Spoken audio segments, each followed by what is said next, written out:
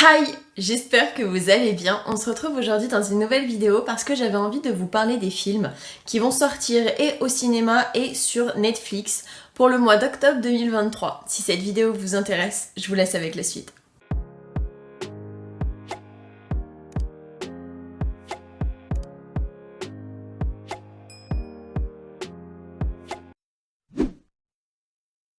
Le premier film qui doit sortir le 4 octobre au cinéma, il s'agit du film Le règne animal, qui va nous raconter l'histoire 2 ans après les premières apparitions des hommes qui mutent en espèces d'animal. Le gouvernement fait tout pour essayer de trouver un remède, je suppose, et essayer de contenir le plus possible les personnes qui du coup sont en mutation. Sauf qu'il va y avoir une espèce d'accident apparemment où il va y avoir un convoi qui va être organisé, donc je suppose avec les humains qui se transforment en animaux, qui ont des mutations animales, et ils vont avoir un accident, ce qui fait que ils vont tous en fait s'échapper du convoi et être complètement dans la nature. Donc je suppose qu'il va ensuite y avoir une équipe qui va être chargée de retrouver donc tous les humains qui sont en mutation en cours, ou effectués, je sais pas trop comment parler de ça parce que du coup je ne sais pas comment ça va se passer la mutation, enfin je veux dire des hommes qui se transforment en animaux, c'est quand même, je vais pas dire bizarre, mais c'est un peu chelou, on va pas se mentir. Pourquoi pas? Tout ce qui concerne les mutations, les choses comme ça, j'avoue que personnellement j'aime bien. Le 11 octobre, il y a le film La Patte Patrouille, la super patrouille, le film. Ça va nous raconter l'histoire d'une météorite magique qui va s'écraser sur la ville de Aventureville. Et il va y avoir la Patte Patrouille qui va être envoyée là-bas afin d'aider en fait tout simplement les méchants à ne pas faire entre guillemets n'importe quoi. Sauf que le fait que la météorite magique s'écrase sur la ville, ça va leur donner des pouvoirs. Donc ça va pas juste être la Patte Patrouille, ça va être la super Patte Patrouille. Donc d'où le titre. Et il va y avoir chaque membre de la Patte Patrouille qui va avoir des pouvoirs, je suppose, spécifiques à sa personne. Et il va y avoir un méchant qui apparemment est un méchant habituel de la Patte Patrouille qui était enfermé, qui était en prison et qui va décider de s'échapper et de faire équipe avec une espèce de savants fous qui vont créer des super méchants. La Patte Patrouille va donc essayer, en tout cas au maximum, d'arrêter les super méchants et du coup de les remettre en prison, de battre les super vilains parce que du coup je sais pas si eux auront des pouvoirs ou pas, mais du coup c'est une adaptation de la Patte Patrouille avec des pouvoirs et qui essaie de prouver que même le plus petit chien, quand il a des pouvoirs, peut vraiment faire des choses extraordinaires. Toujours le 11 octobre, il y a le nouveau film Expendables 4 qui va nous raconter au tout début, si j'ai bien compris, qui va être centré sur le personnage de Jason Statham qui apparemment serait en couple avec Megan Fox dans le film. Ils auraient une relation un petit peu bizarre, je dois l'avouer, les couples normaux ne font pas ça, mais bon, ils le disent dans le trailer, donc bon. Ils vont avoir apparemment une mission un petit peu spéciale, donc il va y avoir Stallone qui va arriver et qui va dire à Jason Statham qu'en gros il a besoin de lui, sauf que sa copine Megan Fox apparemment va faire partie de l'équipe de Expendables. Ils vont aussi intégrer des nouvelles personnes, mais avoir aussi des anciens des autres films Expendables. Comme d'habitude, c'est toujours un peu la même chose, mais avec... Ils modifient en général un petit peu le scénario. Après, tout ce qui est combat, etc., ils modifient grave en général pour pas que les films se ressemblent, mais l'histoire de base, en général, ça reste quand même à peu près la même. Donc, je pense que ça peut être sympa à regarder, mais après, je sais pas trop. Ils continuent à faire ce genre de série. Perso, j'aime bien les Expendables, le 1 et le 2, je les ai kiffés. Après, le 3, je sais pas si je l'ai regardé. Je ne me souviens pas. À voir le 4 ce que ça donne. Toujours le 11 octobre, il y a le nouveau film L'Exorciste Dévotion. Ça va nous raconter l'histoire d'un couple dont la femme est enceinte et malheureusement va perdre la vie au moment où elle va donner naissance à son enfant car il y a une espèce de tremblement de terre qui va du coup lui être fatal et la petite va réussir à survivre malgré toutes ces catastrophes. La petite va grandir normalement, elle va se faire une amie et elles vont malheureusement toutes les deux disparaître pendant 3 jours. Au bout des 3 jours, ils vont réussir à les retrouver bizarrement d'ailleurs, mais bon. Ça c'est autre chose. Sauf qu'elles ne se souviennent pas de ce qui s'est passé pendant les 3 jours où elle n'était pas là. Elle pensait que ça faisait genre quelques minutes, voire quelques heures maxi qu'elle n'était pas là. Et quand son père va la retrouver et va lui dire bah non en fait ça fait 3 jours que vous avez disparu avec ta pote, elle va pas... J'ai l'impression que ce n'est pas la même jeune fille que avant la disparition. Du coup, elles ne vont plus être elles-mêmes. Au fur et à mesure, on va se rendre compte que toutes les deux sont possédées par un esprit démoniaque. Concrètement, là, c'est même plus juste maléfique, c'est carrément démoniaque. Qui a pris possession, en fait, de leur corps. Sauf que j'ai l'impression que c'est la même entité qui a pris la possession des 2 corps. Et on va découvrir au fur et à mesure que, bah, du coup, elles sont possédées. Hein. Concrètement, elles sont dégueulasses, elles font flipper. Et le père d'Angela, donc de la jeune fille qui a survécu au décès de sa mère, va faire appel à une personne qui apparemment aurait déjà vécu ce genre de choses, Chris McNeil, qui apparemment aurait, entre guillemets, un lien avec le démon qui possède les 2 jeunes filles, parce que quand le démon va voir la vieille femme, du coup parce qu'elle a vieilli, donc je ne sais pas si elle était dans d'autres exorcistes ou pas du tout, mais en tout cas le démon qui possède les 2 petites filles connaît cette personne et on dirait qu'il est hyper familier avec, donc je sais pas quel est leur lien, mais je suppose que le démon avait déjà possédé du coup la personne qui va venir en renfort, et j'espère qu'ils vont réussir à les exorciser avant qu'ils fassent complètement de la merde et que les 2 petites soient sacrifiées entre guillemets. Le 18 octobre, il y a le film Une année difficile, qui va nous raconter l'histoire de 2 amis qui apparemment sont complètement dans la merde, qui sont surendettés, qui franchement c'est pas la joie, en tout cas dans leur vie. Et ils vont croiser des jeunes militants écolos, sans vraiment s'en rendre compte, sachant que de base, ils vont, je suppose, aller dans une espèce de bar ou quelque chose comme ça. Les 2 amis de base voulaient juste avoir de la bière et des chips gratuites.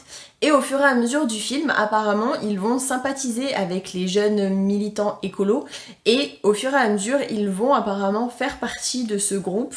Et peut-être se découvrir une nouvelle passion, une nouvelle, entre guillemets, raison de vivre. Toujours le 18 août, il y a le film Killers of the Flower Moon, qui raconte en 1920 l'histoire du FBI qui va mener des enquêtes suite à des meurtres qui ont eu lieu à Oklahoma, dans une espèce de, je vais pas dire tribu, mais qui ont des origines un petit peu comme les Indiens, si je dis pas de bêtises. Je connais pas trop ce genre d'origine, donc j'ai pas envie de dire de bêtises, mais en gros ça ressemble à anciennement les tribus indiennes, mais plus loin dans le futur, qui du coup vivent dans une ville et qui ont réussi à trouver du pétrole, donc de l'or noir, qu'on appelait en ce temps-là, ou qu'on appelle toujours comme ça d'ailleurs. Sauf que le problème, c'est que les personnes considérées comme blanches, donc les Américains, vont être complètement jaloux et vont se rendre compte qu'en fait, ils sont assis sur de l'or liquide, que c'est pas juste, que ça ne leur appartient pas, qu'ils ont pris, je suppose, ces terres de force, ou je sais pas trop ce qu'ils vont sortir comme excuse, mais en gros, ils sont extrêmement jaloux et vont tout faire pour que ça leur revienne, en fait, que tout le pétrole, tout l'or noir revienne aux gens qui ne sont pas de couleur. Ce que je trouve complètement ahurissant. Enfin, je veux dire, si un peuple a déjà mis la main dessus, ça sert à quoi de leur faire la guerre pour essayer de leur prendre leurs biens? Je trouve ça inadmissible, mais bon, c'était comme ça à l'époque. Ça va aussi nous raconter l'histoire d'un homme blanc qui va tomber amoureux d'une jeune femme donc de la tribu et qui vont fonder une famille. J'ai un peu l'impression que c'est un peu genre un membre du FBI qui a une mission mais qui va s'enticher d'une personne de la tribu et que du coup, il va plus faire son job tout simplement, sauf qu'il va se faire rattraper par son passé au bout d'un certain temps et je sais pas trop comment ça va se passer pour lui. Toujours le 18 octobre, il y a les Trolls 3. Qui va nous raconter plus en profondeur l'histoire de Branch, qui maintenant est enfin en couple avec Poppy, donc avec la reine d'un groupe, on va dire ça comme ça, parce qu'ils forment plusieurs groupes musicaux, et Poppy est entre guillemets la reine, la chef d'un des groupes. Du coup, ils sont officiellement en couple, sauf que un jour, il va y avoir le grand frère de Branch qui va se pointer et qui va demander de l'aide à son petit frère, mais aussi à Poppy, en lui disant donc son histoire passée, que en fait avec ses 4 autres frères il faisait partie d'un boys band qui chantait, qui vraiment faisait des trucs tous ensemble jusqu'au jour où ils se sont tous séparés et ils ont laissé le petit tout seul je crois avec la mère ou tout seul, je sais plus trop comment ça s'est passé et c'est comme ça qu'il s'est retrouvé dans la tribu de Poppy, enfin en tout cas du père à Poppy parce que quand il était petit c'était pas encore Poppy qui dirigeait et ils vont se mettre en quête de trouver les autres frères du coup de Branch mais surtout son plus grand frère qui a été enlevé par apparemment une star de la pop si j'ai bien compris donc quelqu'un qui est en, je vais pas dire ennemi mais ils font un peu les mêmes choses donc du coup leurs concurrents. C'est plus simple de dire concurrent. Du coup, ils vont essayer de retrouver le plus grand des frères de Branch qui a été enlevé par du coup le concurrent de l'ancien groupe de boys band. Le 25 octobre, il y a le nouveau film 3 jours max qui nous raconte l'histoire de Ryan qui apparemment est un agent de police qui s'est fait connaître, si j'ai bien compris, dans le film 30 jours max. Apparemment, il serait apparu dedans. Du coup, ils ont fait style une espèce de spin-off ou de suite, je sais pas trop. Bref, dans ce film-ci, Ryan va apprendre que sa grand-mère a été enlevée par un cartel mexicain et qu'il a que 3 jours afin de trouver des choses que le cartel mexicain lui a demandées pour qu'il puisse libérer sa grand-mère. On va être trimballé entre la France, entre Abu Dhabi et Cancun. Ça me fait un peu penser à Fast and Furious, le coup du Abu Dhabi, comment ça va se passer, etc.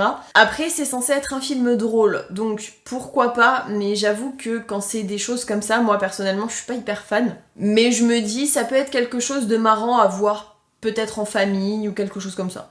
Et enfin, le 25 octobre, il va sortir au cinéma le film Second Tour, qui va nous raconter l'histoire de Madame Pauve, Mademoiselle Pauve, je sais pas trop comment ça se dit, qui était journaliste politique, mais qui malheureusement s'est vue disgraciée par rapport à des choses qu'elle aurait dit ou fait, je ne sais pas trop, et qui va être rétrogradée au football, si j'ai bien compris.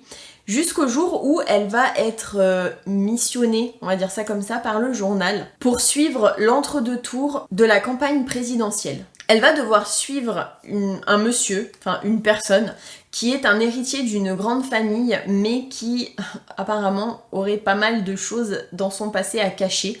Elle va essayer vraiment de faire en sorte d'en savoir le plus possible pour que les électeurs sachent qui il est réellement, parce que concrètement on va pas se mentir, dans les présidentielles la plupart du temps ils nous font croire des choses, ils nous disent des choses qu'ils vont faire ci, faire ça pendant leur mandat et la plupart du temps c'est pas vrai, c'est pas, enfin concrètement ils font jamais ce qu'ils disent ou ils font pas exactement ce qu'ils disent ni ce qu'ils promettent, donc j'avoue que ça peut être sympa à voir.